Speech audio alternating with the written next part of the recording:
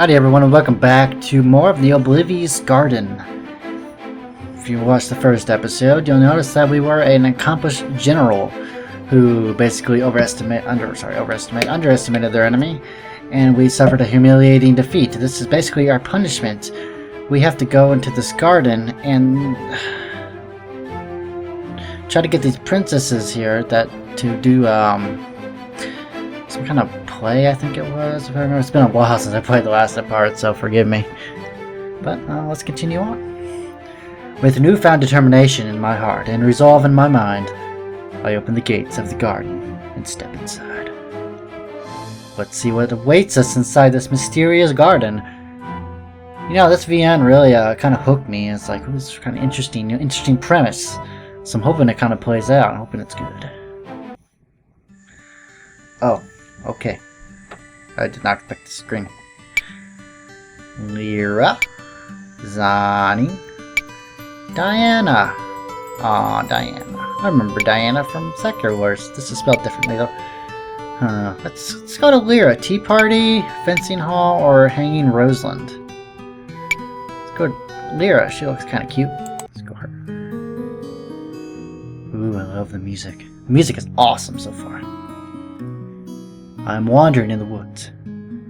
Though the imperial buildings and the floating island are more attractive to me, the first thing I decide to do is visit these woods which look so calming. The spongy soil covered with grass makes for comfortable walking.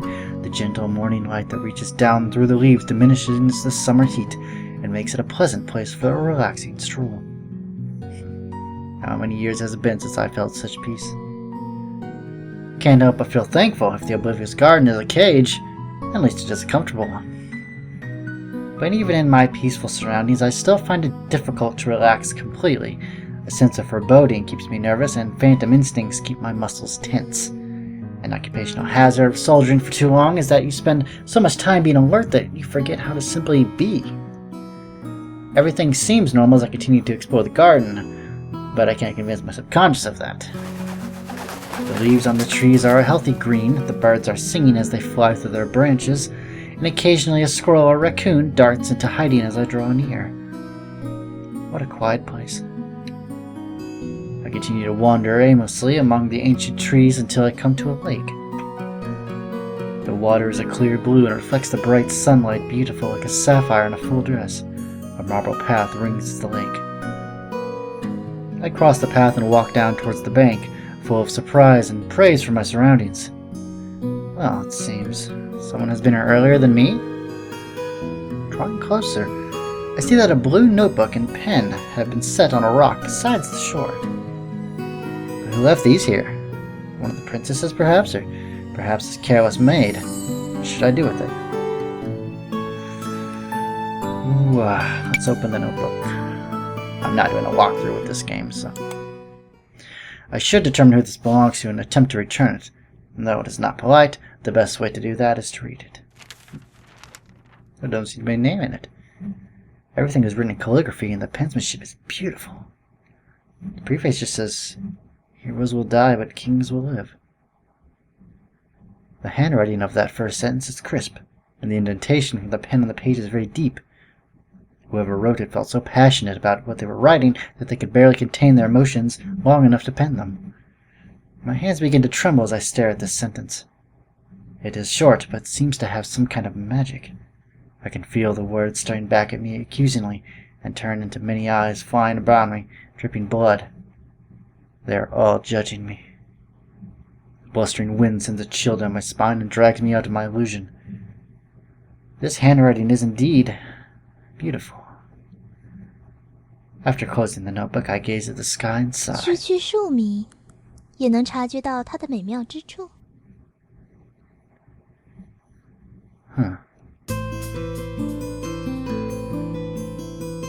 That cold inquiry came from behind me. Turning, I catch my first glimpse of the one who spoke. The girl's pale hair falls past her shoulders. She has a gentle face and eyes that are as blue as the lake behind me, or as sapphires. Her pale skin and cold eyes exemplify the word haughty. No, I'm not. I suddenly fall silent because I realize that I've been deprived of all the privileges and titles of a nobleman. Yes. I'm just a peasant now. Just a peasant. 有什么东西可以证明你的身份？ What language is this? This is not text speaking, and I can't change any of it, so no, okay. No, my beautiful lady, but my name is Rel Rice. Once I was a baron. 那么，曾经的艾尔里斯男爵先生， Oh, this is 在 a 你的爵位 Chinese. 被剥夺 I 之后， remember that. 你身为贵族的礼节和矜持都随着爵位一起离开你了。我不记得色兰图的贵族中有谁会做出像您这样失礼的事情来。 Hang on, let me turn up the voice option. Turn down the background music just a tad. Voice is already at max.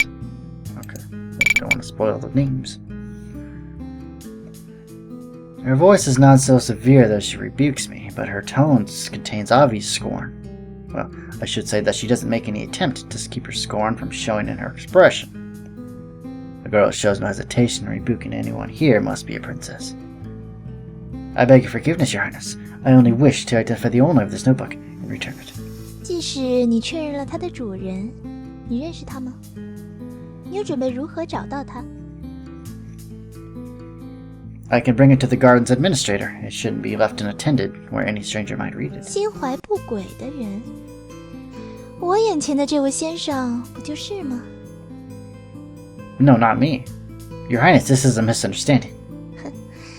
不管怎样，你这个曾经是男爵的庶民，出现在这座为公主建立的行宫中，还未经允许地翻看了我的日记。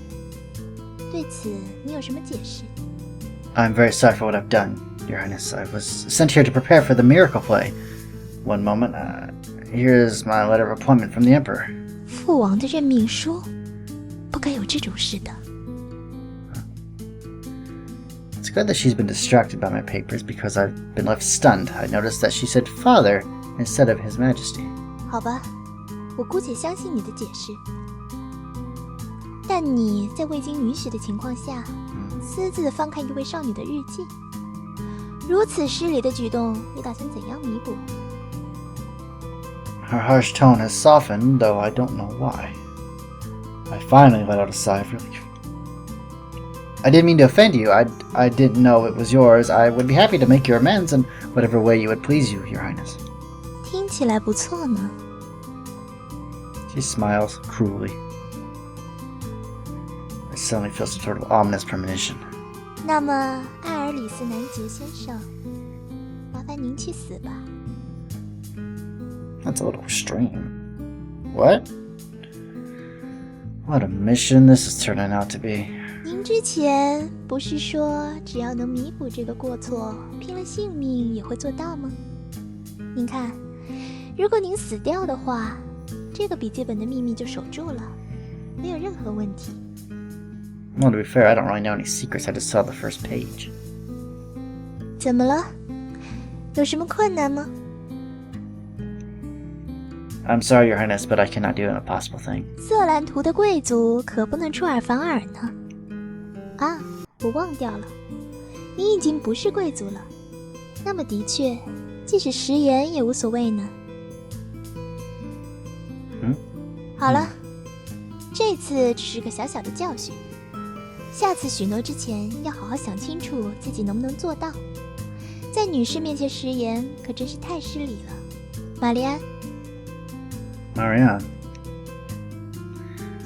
The girl claps her hands. A maid whom I didn't notice approaches to appear at her side. 在，叫人把这位男爵领出去吧。是，艾尔里斯阁下，请随我来。 No need. I know the way back. 可是，叫他自己走吧，玛丽安。我们也回去吧。是，请记住这一刻，曾经的艾尔里斯男爵先生。下一次不要在女士面前这样失礼了。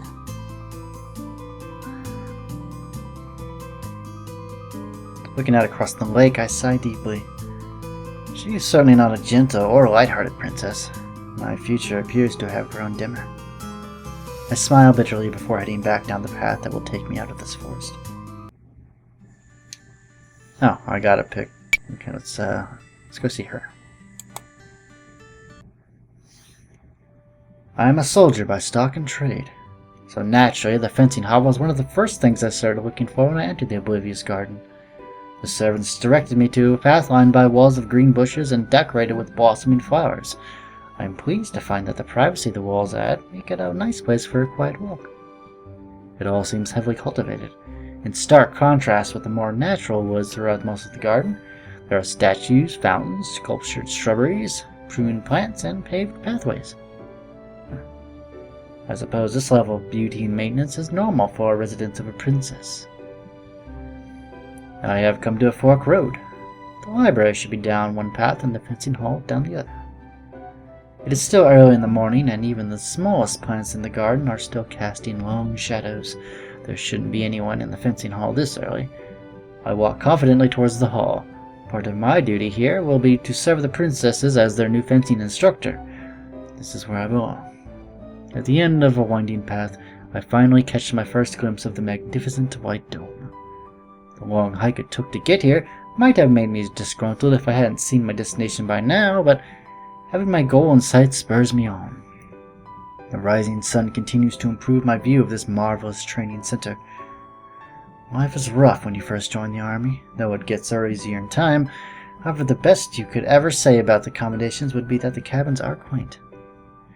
If I were to describe this building in one word, it would be grand, but I feel it is lacking something. I walk up the steps and try the doors. I'm in luck. The first door I try is unlatched. The Oblivious garden is well guarded. I guess those who live here don't feel the need for locks. I enter the hall, closing the door gently behind me. I finally understand what I felt before when the door clicked shut. What the garden lacks is the prosaic side of life. The corridor I find myself in is brighter than I expected. Looking up, I see that the entire ceiling is made of glass. What extravagant architecture! Portraits of the emperors of Salantu hang on the side of the corridor. They serve as a solemn reminder of the pride, honor, and dignity of this empire.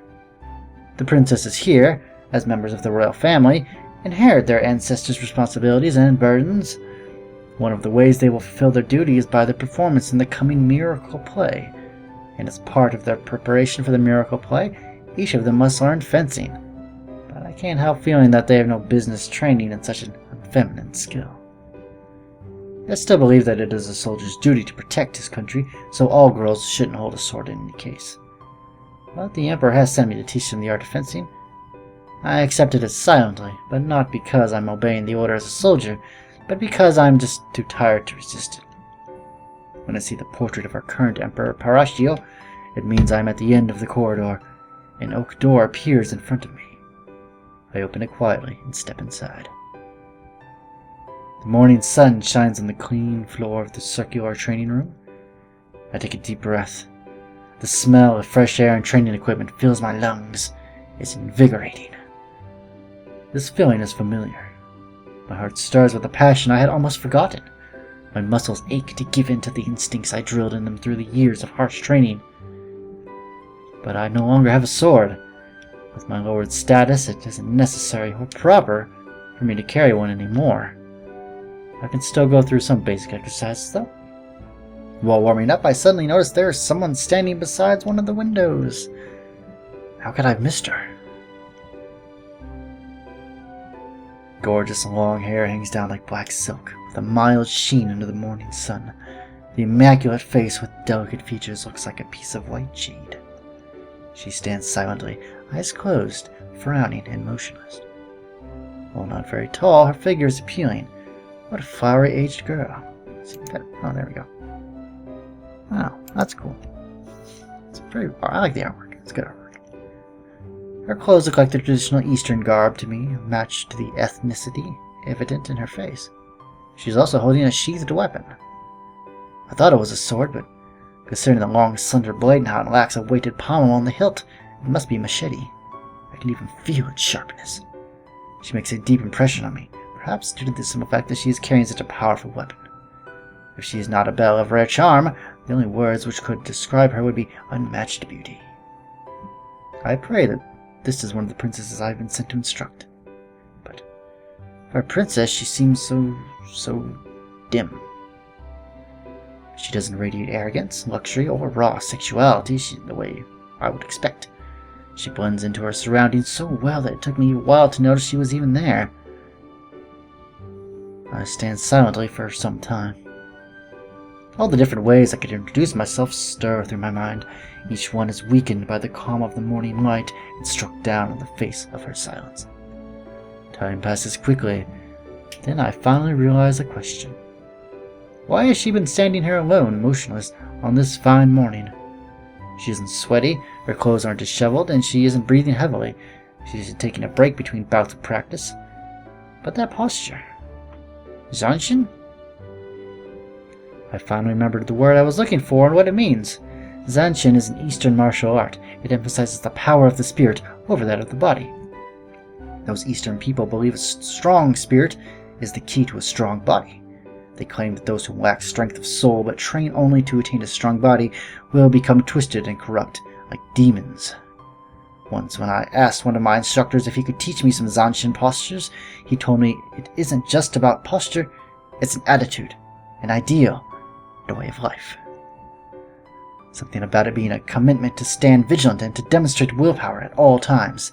Their beliefs sounded difficult to hold, and their techniques looked almost impossible to master. I imagine the hardest aspect of following that school of thought would be holding your resolve and never once wavering from the path of discipline. Could this slight and unassuming princess really be a sword master?